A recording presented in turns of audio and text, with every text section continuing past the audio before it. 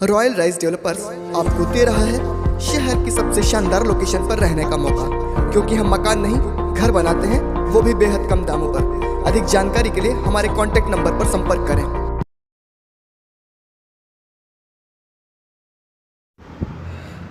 गांधी भवन में आयोजित कांग्रेस के कार्यकर्ता सम्मेलन में कांग्रेस के नेताओं और कार्यकर्ताओं का दर्द जमकर छलका, जहां कई नेताओं ने मंच से संगठन में बदलाव करने की बात कही, वहीं कई नेताओं ने युवाओं को अधिक से अधिक आगे बढ़ाने की बात कही।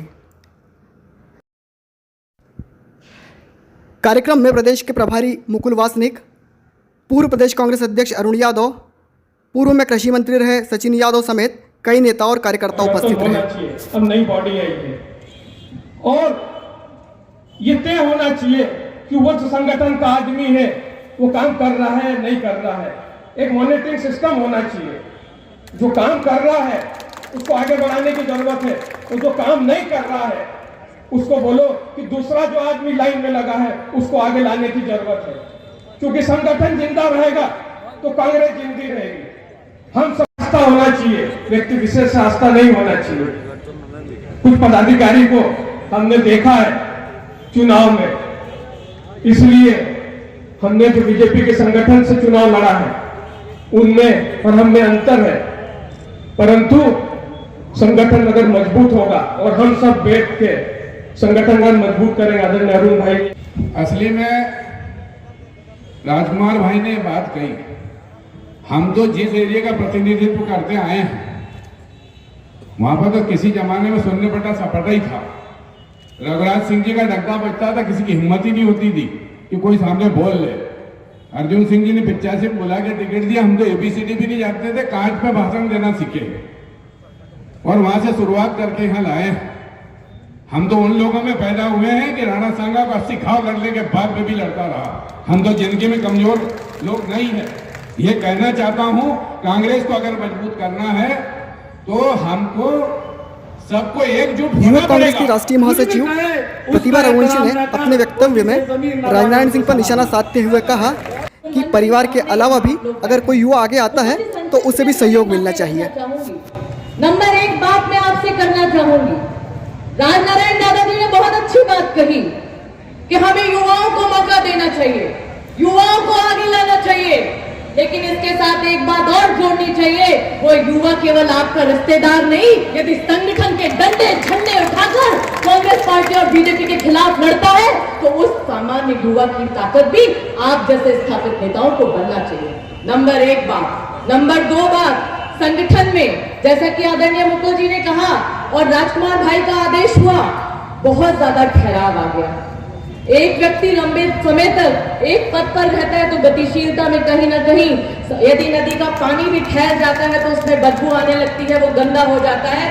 तो संगठन में जिन लोगों ने ब्लॉक में काम किया उन्हें जिले में जिम्मेदारी दें, जिन्होंने जिले में काम किया उनके यदि स्तर है तो उन्हें विधानसभा और प्रदेश में लेकर जाएं। लेकिन परिवर्तन जरूरी है। नंबर तीसरी बात मुकुल जी आपसे कहना चाहूंगी, महिला साथी यहाँ पर बैठी हुई हैं। कांग्रेस पार्टी ने हमेशा आधी आबादी को पूरे हक की बात दी है, लेकिन जब भी जो हमारी कांग्रेस और महिला कांग्रेस की कार्यकर्ता है जो पिछले 15 साल से आपका तिरंगा थामकर सड़कों पे घूमती है, भीड़ जुटाने की बात होती है, महिलाओं को लाने की बात होती है, तो हमारी ये चीजों को याद किया जाता है। शबनम बेन हमारी पार्षद बड़ी तादाद में यहाँ सामने बैठे हुए, इन्हें याद किया जाता है। लेकिन जब भी हक और हुकूक की लड़ाई होती है, इन्हें कुछ देने की बात आती है, तो संगठन के वरिष्ठ नेता जिस तरीके से इग्नोरेंस करते हैं कि नई लड़कियां चुनाव नहीं जीत सकती, महिलाएं चुनाव नहीं जीत सकती, तो ठेका हिंदुस्तान में केवल पुरुष प्रधान का नहीं है, वो भी चुनाव हारते हैं। लेकिन अब संगठन में हमें आज इस भरे मंच में स्पीकर पे है लेकिन बोलने में शर्म नहीं आती। आज देश में कांग्रेस पार्टी को कोई ताकत नहीं है जो हरा पाए। कांग्रेस पार्टी यदि हारती है तो कांग्रेस पार्टी आपस में लड़ाई के कारण एक दूसरे को कांग्रेस कार्यकर्ता हराता है। चिट्ठी, संदेश, अध्यक्ष पद या टिकट, इसके पट्टे उसके पट्टे को मिली तो कांग्रेसी है, नहीं मिली तो देख लो और फॉर्मेलिटी निभा लो। जिस दिन हमारे जागन पे बैठे हुए यहाँ पर नेता इस बात को भूल जाएंगे और तिरंगे में वो एक अकेला राहुल गांधी पूरे हिंदुस्तान में न केवल आरएसएस, बीजेपी बल्कि हर एक से लोहा ले रहा है, और हम क्या कर रहे हैं। कांग्रेस कमेटी द्वारा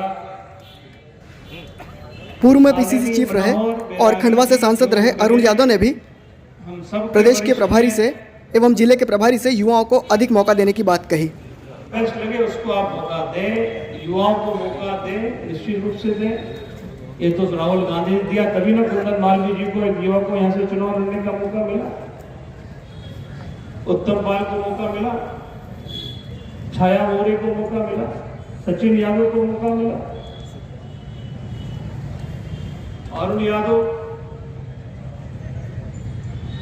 मैं जब अध्यक्ष बना था, मेरी उम्र 38 साल की, प्रदेश कांग्रेस कमेटी का अध्यक्ष में बना था,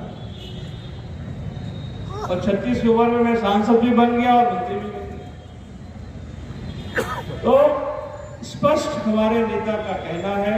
कार्यकर्ता सम्मेलन को कांग्रेस के राष्ट्रीय महासचिव एवं मध्य प्रदेश के प्रभारी मुकुल वासनिक ने भी संबोधित किया। तो ये थी कि यहाँ पर और भी अधिक समय हम बैठे और भी कुछ साथियों के हम बात सुने, क्योंकि बार बार आना तो संभव नहीं होता, लेकिन इतनी मंशा रहने के बाद भी समय कोई पर्याप्त हमारे पास नहीं था। बहुत कम समय में कुछ साथियों की बातें हम सुन सके।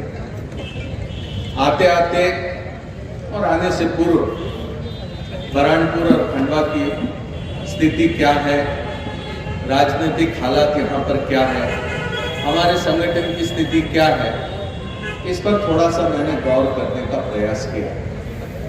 8 सीटें यहाँ की, 6 सीटें यहाँ की, 4 खंडवा की कामयाब होते, और फिर भारतीय जनता पार्टी का जो षड्यंत्र चला, चुने हुए विधायकों की खरीद फरोख्त करने का जो सिलसिला उन्होंने शुरू किया, और कमलनाथ जी की सरकार मध्य प्रदेश में धाराशाही करने का जो प्रयास उन्होंने यहाँ पर किया, उसके तहत हमारे 2 विधायक हमें छोड़कर चले गए।